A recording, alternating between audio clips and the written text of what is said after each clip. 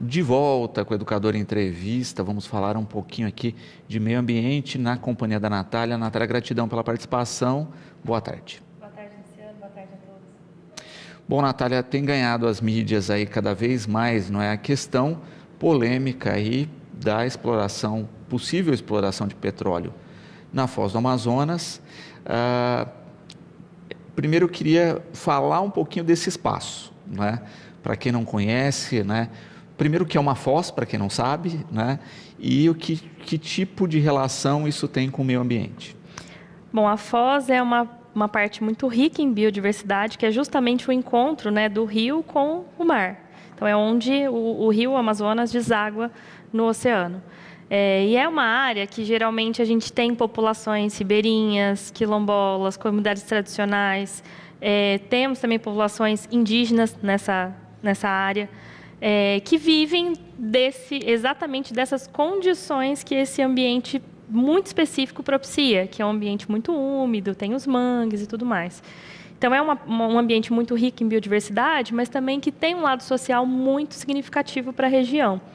E aí a polêmica é justamente essa, né? Você vai explorar petróleo e vai trazer, ainda que não tenha derramamento. Porque quando a gente pensa nisso, fala, mas é o risco de derramamento, que é muito raro e tudo mais. Mas, na verdade, a própria perfuração já causa impactos. E principalmente para essas populações que não só pensando na questão social que elas dependem disso, elas também protegem essa biodiversidade, elas também protegem esse local.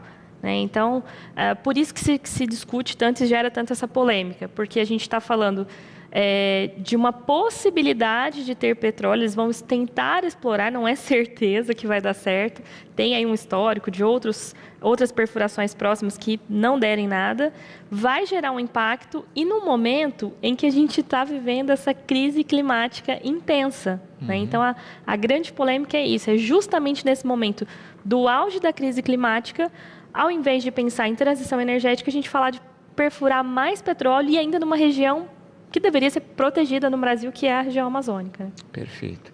E aí você coloca um dado que é interessante, não é?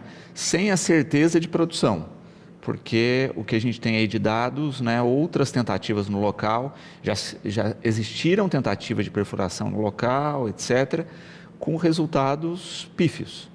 Isso, eles apresentam para o IBAMA, né, para pedir a licença de estudo, né, de tentar descobrir se aquilo vai dar certo. Então, é um risco e que já vai gerar impacto, né? A grande questão é essa. Não tem que arriscar, né? A gente está vivendo um momento tão difícil. A Amazônia é um dos biomas que ainda, né, assim, a gente consegue ter uma dimensão maior, mas que nas últimas décadas vem sendo muito atacado com as queimadas, desmatamento. Tem toda a questão dos conflitos com as comunidades indígenas. Então, é um atropelamento que não faz sentido, especialmente neste ano que o Brasil vai sediar a COP30.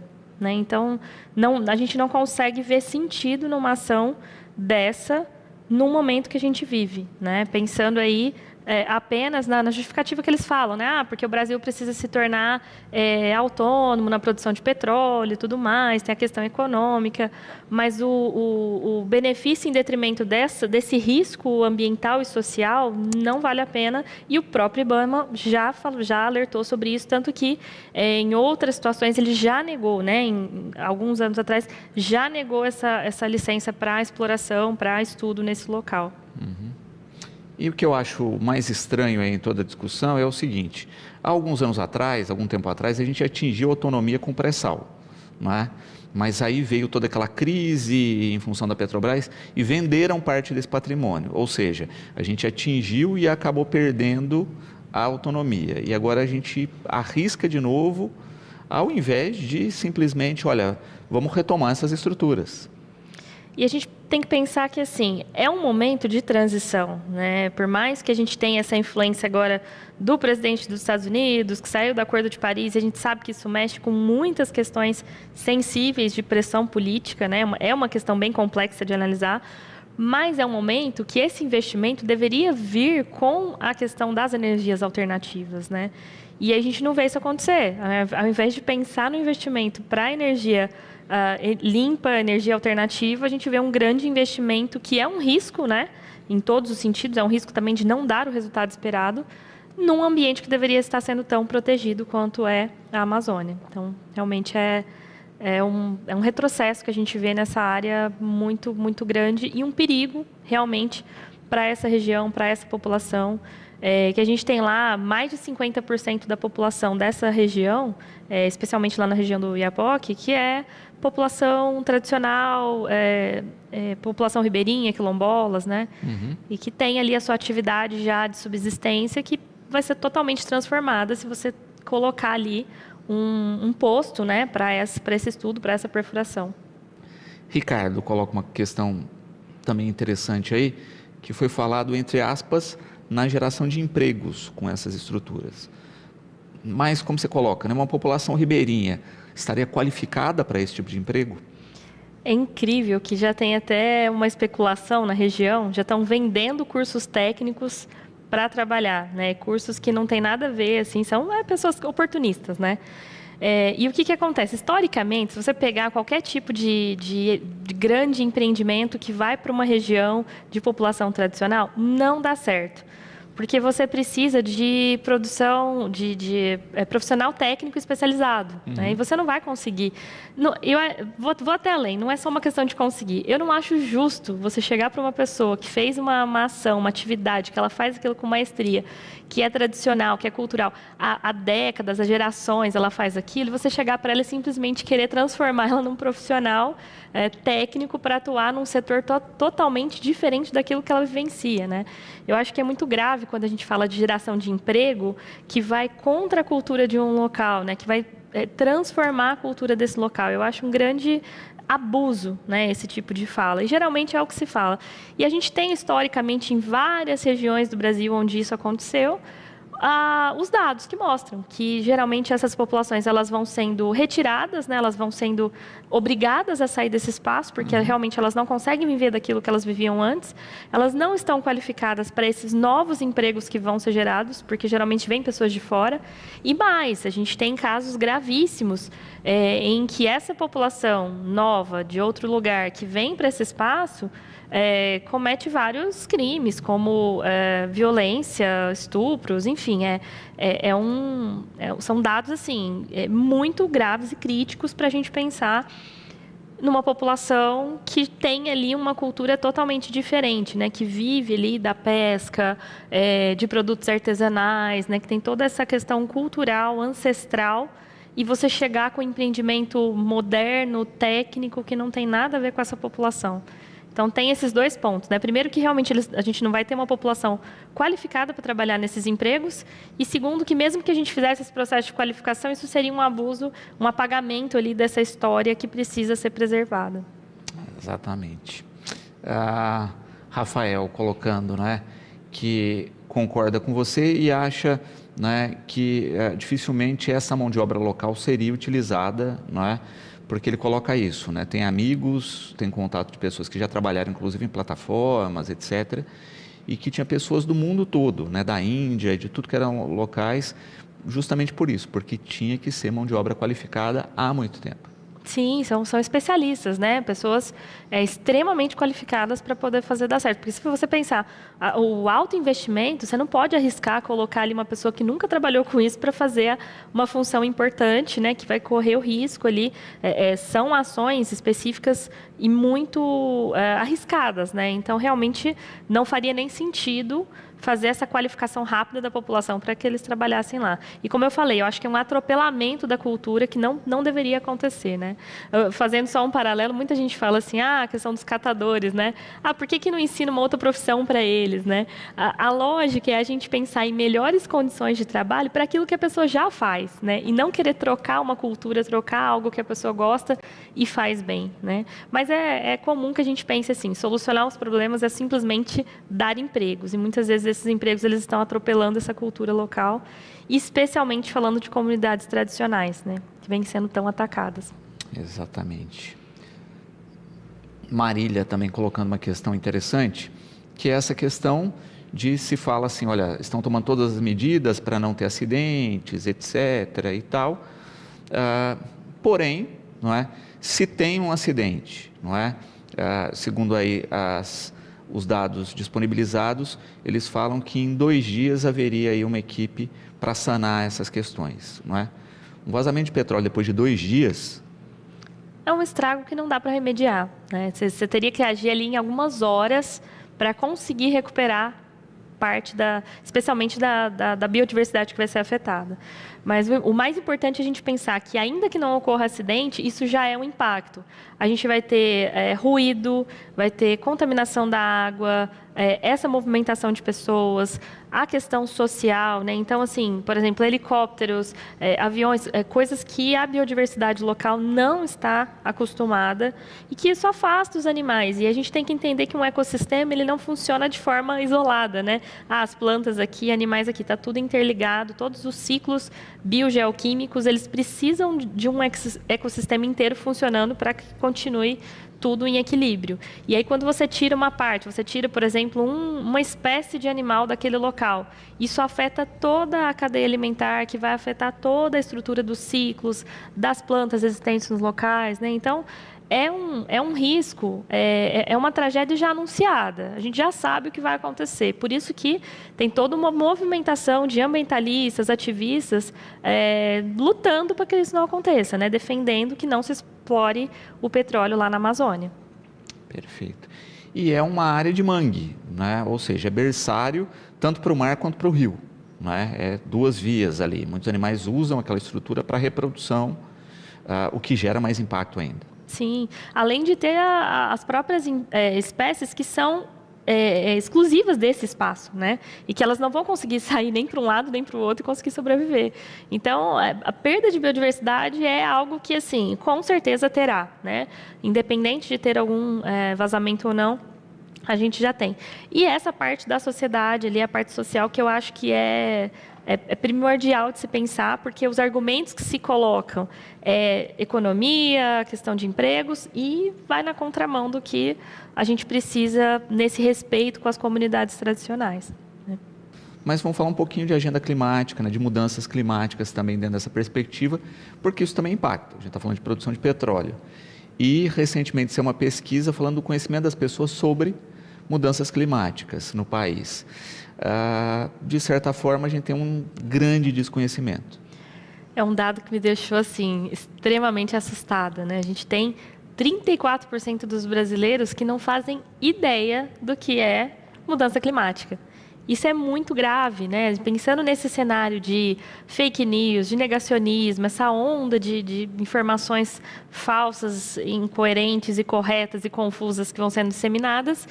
E a gente tem esse cenário de desconhecimento. Isso é muito grave pelo ponto de vista que a gente não vai conseguir conter os efeitos adversos, essas catástrofes, ondas de calor, seca, chuva demais. A gente não vai conseguir conter isso se não tiver um engajamento real da sociedade.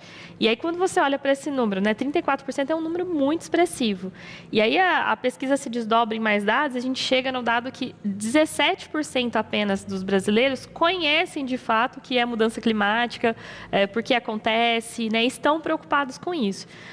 E qual que é a gravidade maior? Se você não conhece um assunto, como que você vai se engajar com ele? Como que você vai atuar? Então, isso explica muito do que, assim, conversando com outros ambientalistas, ativistas, as pessoas falam assim, não é possível, tá tudo desabando e as pessoas não estão percebendo, elas estão vivendo a vida normal.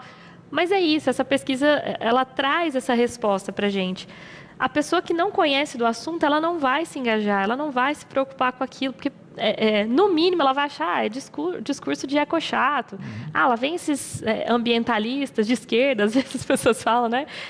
Ambientalista de esquerda aí falando essas coisas que não tem nada a ver. Agenda 2030, que isso? Onde já se viu? Isso é coisa de discurso político, né? E, na verdade, não. A gente está falando de compromissos globais, a gente está falando de tentativas de frear a extinção da espécie humana. Porque hoje muita gente falava assim, vamos salvar o planeta. Eu falo, não, gente, não é o planeta que a gente está tentando salvar, é a nossa espécie. A nossa espécie, o planeta vai continuar. Ele vai continuar, ele vai ficar super bem sem a gente aqui. mas é a nossa espécie que está em risco, né? É inconcebível para mim que uma mãe, como eu, que tem 2 filhos pequenos, não acorde desesperada com uma onda de calor como essa e pense, daqui 2 anos, daqui 3 anos, isso vai estar pior. Como que meus filhos vão estudar? Como que meus filhos vão fazer as atividades cotidianas diante um cenário como esse, né? Então, assim, eu não gosto de alarmismo, eu não gosto de extremismo, mas está um cenário extremamente assustador.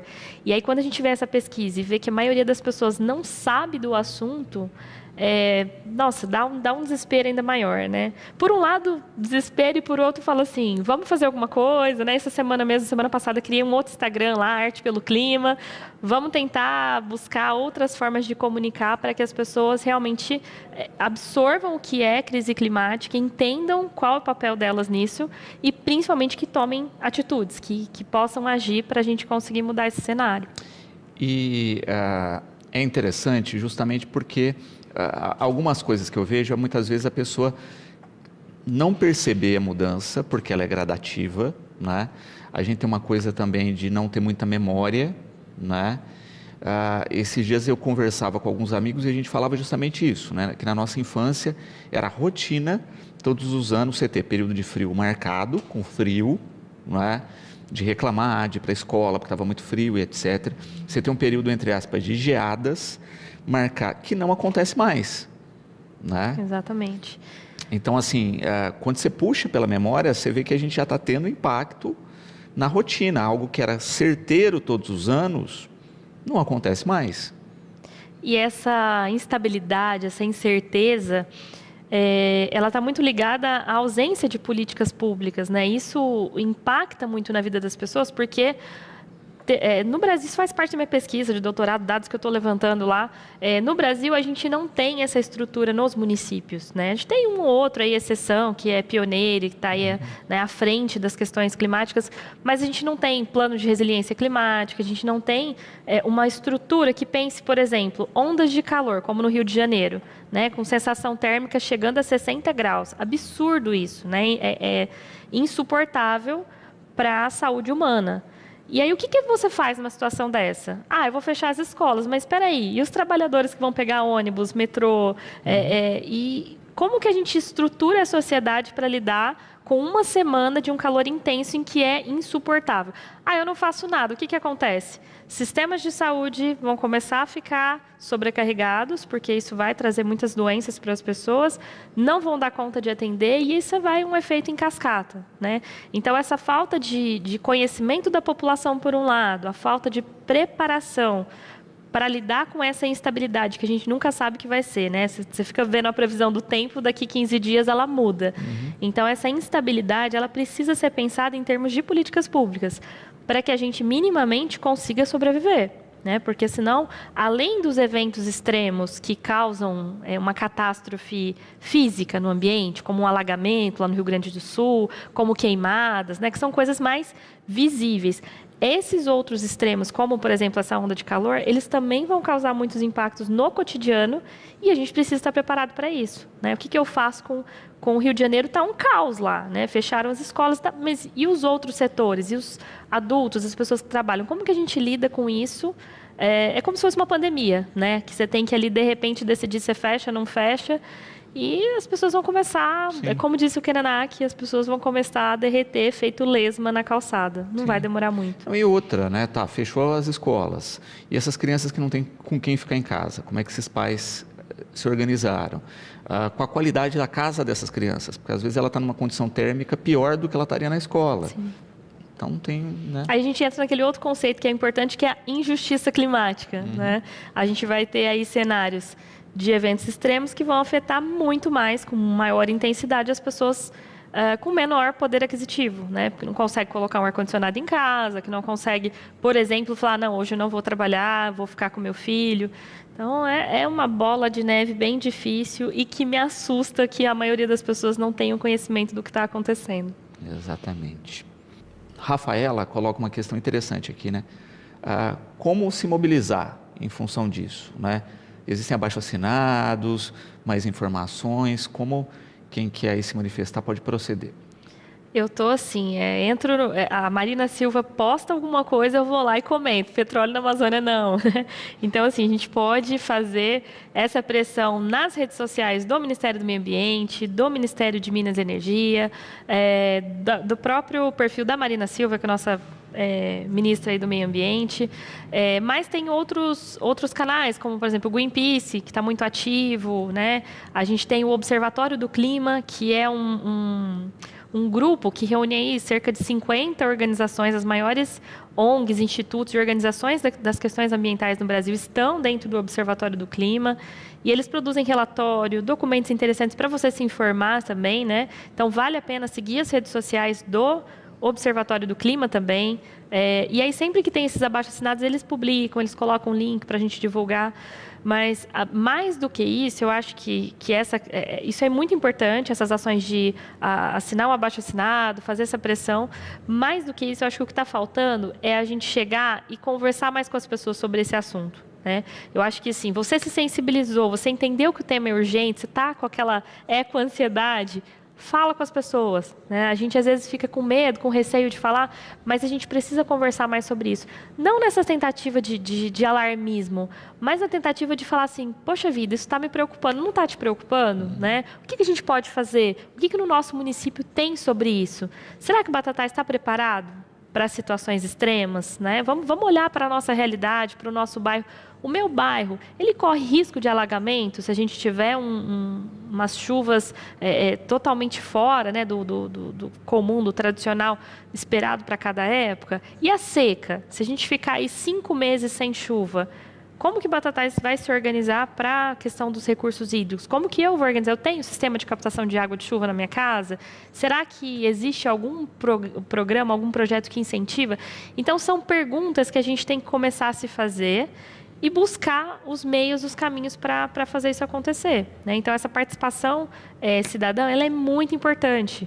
É cobrar das pessoas, mas não cobrar naquele sentido não, aqui não tem, Batatais não tem nada. Não é. É de dar a mão mesmo e falar assim, olha, não tem, o que a gente pode fazer para ajudar a fazer acontecer? Né? A gente tem algum especialista, alguém da área, a gente pode chamar alguém para conversar?